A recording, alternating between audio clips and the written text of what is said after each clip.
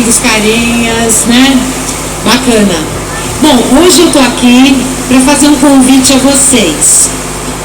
Dia 9 de julho, nós vamos voltar com o nosso acampamento na porta do QG, aqui no Ibirapuera. Sem tempo para acabar. O que é esse acampamento? Tá? Esse acampamento é o braço de mãe, tá? É o braço amigo.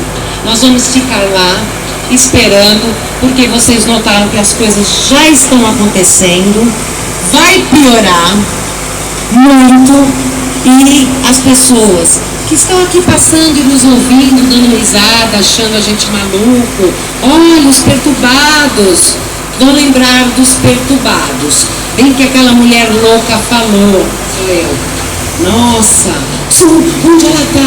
Olha, falaram que eles estão lá no QG acampado, e nós vamos permanecer lá para esperar o povo que vai acordar, que vai passar fome, que vai ficar desempregado, que vai ficar na angústia, e a gente vai abraçar para mostrar o caminho da libertação. Então o acampamento vai começar dia 9 de julho, na porta do QG, tá? Estamos montando uma estrutura bacana. Quem tiver barraca, colchãozinho, colchonete, para estar ajudando e levando, emprestando, é um grande favor, tá?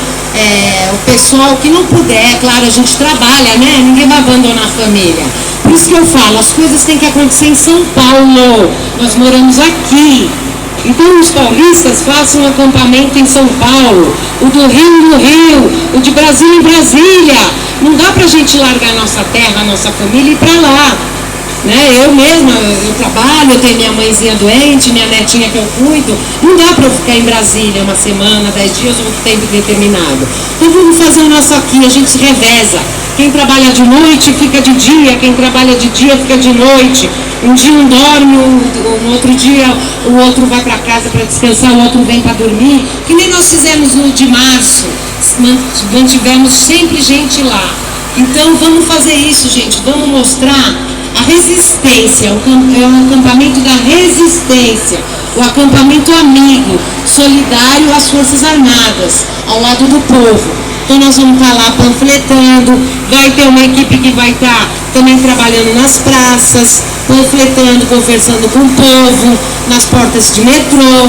Nós já estamos com um amigo nosso que está nos fornecendo os panfletos. Quem precisar de panfletos para fazer esse trabalho bonito, que é de informação, pode falar com a gente, tá?